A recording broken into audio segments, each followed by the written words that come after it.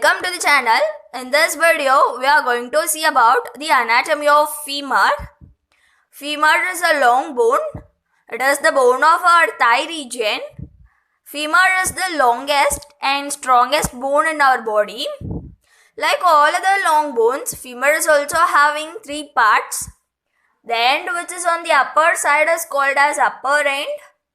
The end which is on the lower side is called as lower end. And the part of the bone which lies in between these two ends is called as shaft. So first we are going to see about the upper end. The parts of the upper end are head, neck, greater trochanter, lesser trochanter. On the anterior side, the line which connects the greater trochanter and the lesser trochanter, we call it as intertrochanteric line. And on the posterior side, the line which connects the greater trochanter and the lesser trochanter, we call it as intertrochanteric crest. So on the posterior side, it is crest, and on the anterior side, it is line, intertrochanteric line and intertrochanteric crest. And there is a tuberosity on the posterolateral surface of upper end. We call it as gluteal tuberosity. I have marked the tuberosity with green colored pen. So this is the gluteal tuberosity. Because of the insertion of gluteus muscle, it is called as gluteal tuberosity. So we are going to see about head. The head of the femur lies medially, forwards and upwards. So this is the head of the femur. It lies medially, upwards and forwards. So this is the position of head of the femur. It lies medially, forwards and upwards. And there is a pit on the head. Just below the center of the head, there is a pit. We call it as foveum. So this is the center of head. Just below the center of head, there is a pit. It is called as fovea. In this model bone, they haven't given the pit. So I have drawn it with red color pen. So the red color marking is fovea. And moving on to the neck. Neck is the part which connects the head with the shaft. So neck is the part, it connects the head of the femur with the shaft of the femur. This neck is about 3.7 centimeter long. And this neck has two borders and two surfaces. The border on the upper side is upper border. And the border on the lower side is lower border. So the two borders are upper border and lower border. The two surfaces are anterior surface and posterior surface. So the surface which is on the anterior side is anterior surface, and the surface which is on the posterior side is posterior surface. The upper border connects the head of the femur with the greater trochanter, and it is concave. We can see here it is concave. And coming to the lower border, it connects the head of the femur with the lesser trochanter, and the lower border runs obliquely. So it runs obliquely to connect the head of the femur with the lesser trochanter.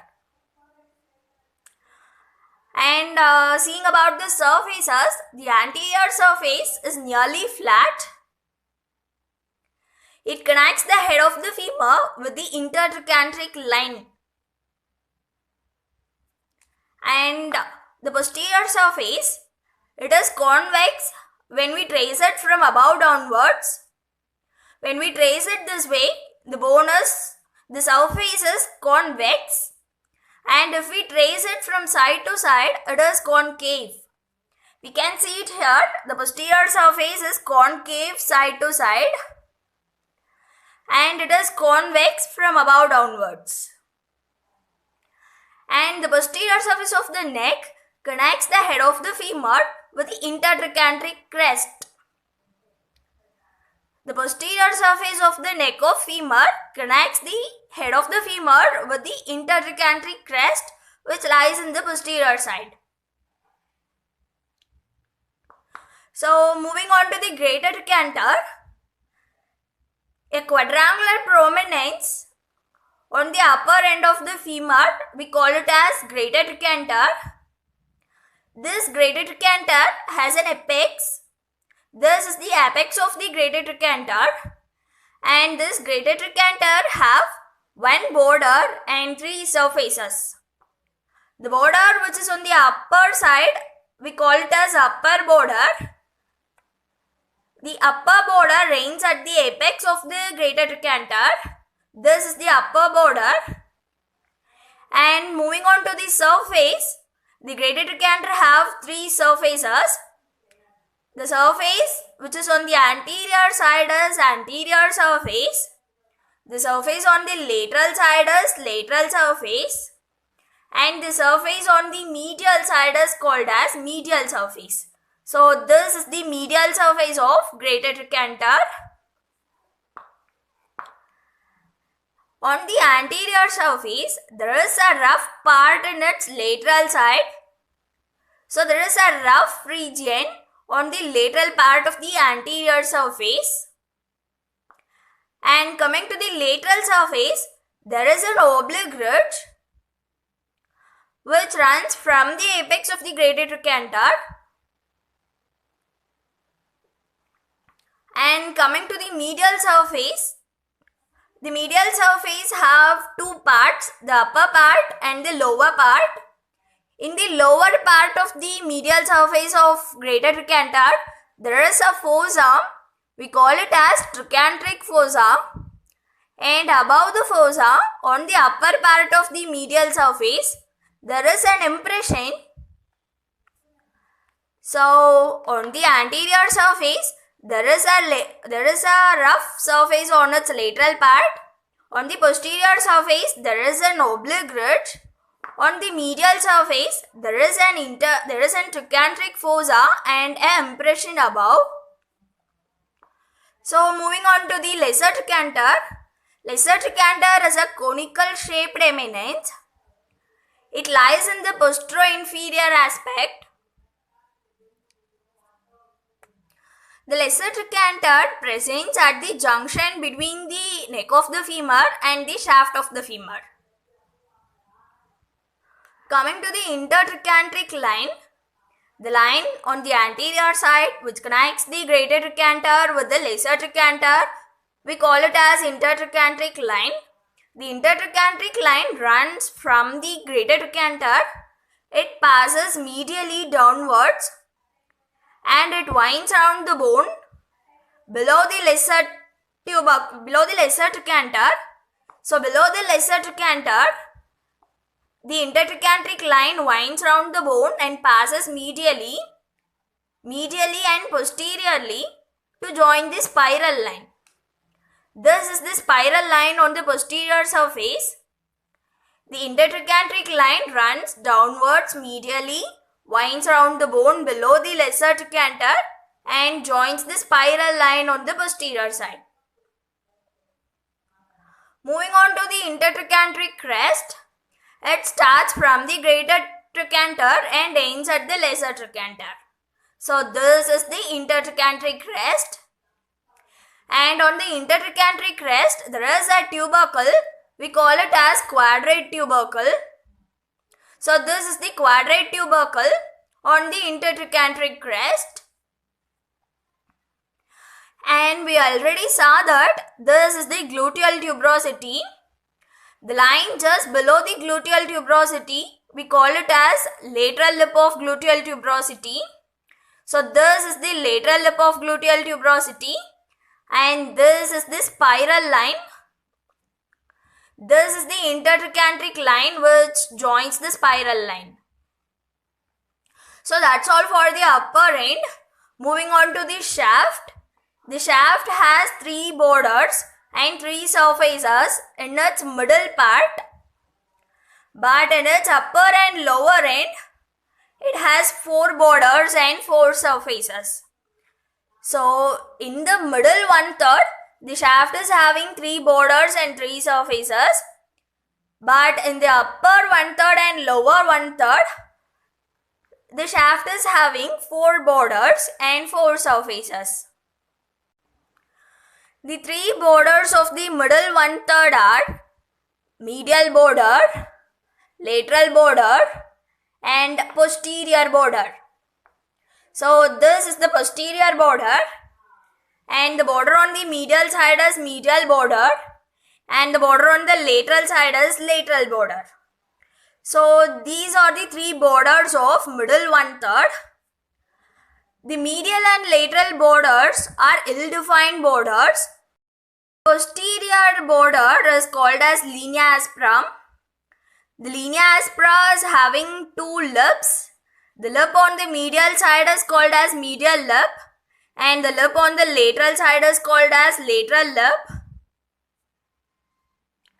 The 2 lips of the linea aspera diverges above and below on the upper end and the lower end. So the linea aspera diverges above and below. This is the reason why the upper 1/3 and the lower 1/3 of the shaft is having 4 borders and 4 surfaces. The posterior border diverges there, creating 2 new borders and an additional surface. The same below, the posterior border is diverging and giving 2 borders and an additional surface. So the medial lip of the linea aspera continues above as the spiral line, and the lateral lip of the linea aspera continues above as the lateral lip of gluteal tuberosity. Coming to the lower part, the medial lip of linea aspera continues below as medial supracondylar line,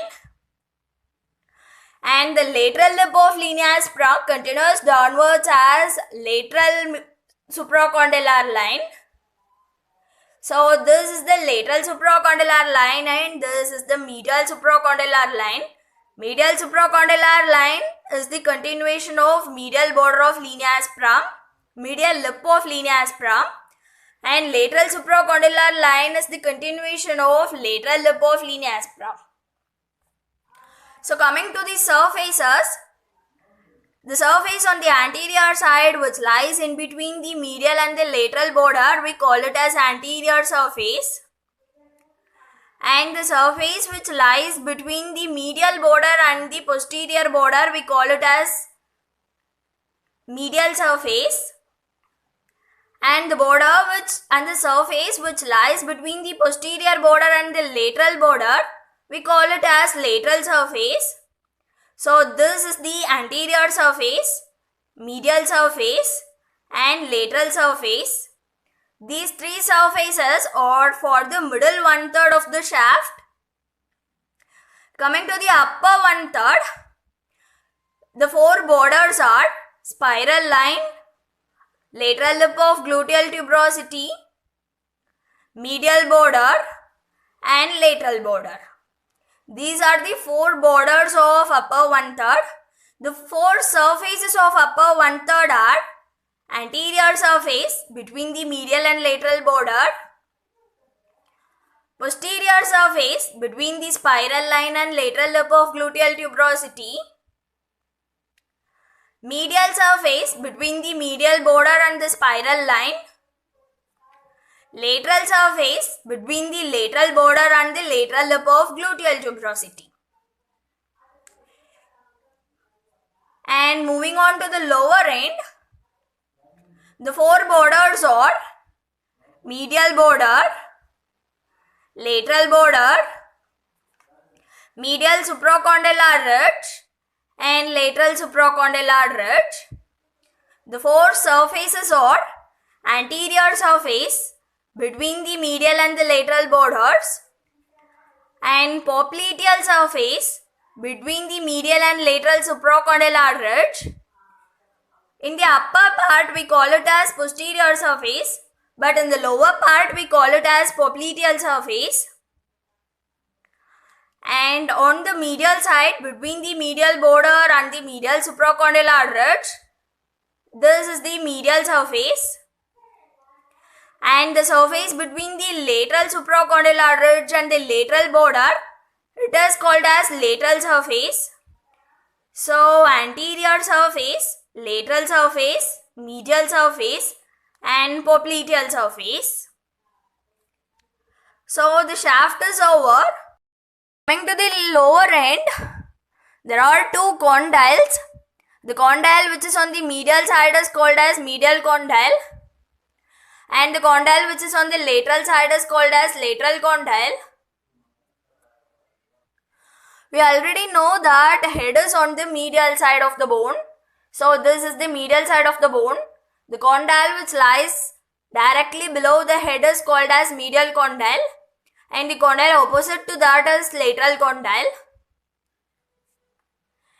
On the posterior side, there is a deep gap in between these two condyles. We call it as intercondylar fossa or intercondylar notch. So on the posterior side, the fossa between these two condyles is called as intercondylar fossa or intercondylar notch. And the most prominent part of medial condyle is called as medial epicondyle. And the most prominent part of lateral condyle is called as lateral epicondyle. Just above the medial epicondyle, there is a tubercle. We call it as adductor tubercle. Moving on to the articular surfaces of lower end. The articular surfaces are divided into two parts. The one is patellar articulating surface and the another one is tibial articulating surface. The femur condyles are going to articulate with two bones. On the anterior side, it is going to articulate with the patella in front of the knee joint. And on the inferior and posterior side, the femoral condyles are going to articulate with the tibial condyles. So the articulating surfaces here is divided into patellar articulating surface in front and then tibial articulating surface below and posteriorly. So this is the patellar articulating surface on the anterior side. The patellar articulating surface is occupying more space on the lateral condyle than the medial condyle. The patellar articulating surface occupying the most region on the lateral condyle than the medial condyle. And there is a groove vertically on the patellar articulating surface. This is the groove. And the articulating surface below and posteriorly, we call it as tibial articulating surface. Comparing the medial condyle and the lateral condyle, the medial condyle is more convex. The medial condyle is more convex medially and the lateral condyle is nearly flat. So the lateral condyle is smaller when compared to the medial condyle. And a point that I forgot to mention on the upper end is the head of the femur is going to articulate with the acetabulum of the hip bone to form the hip joint. So that's all for anatomy of femur. Thank you.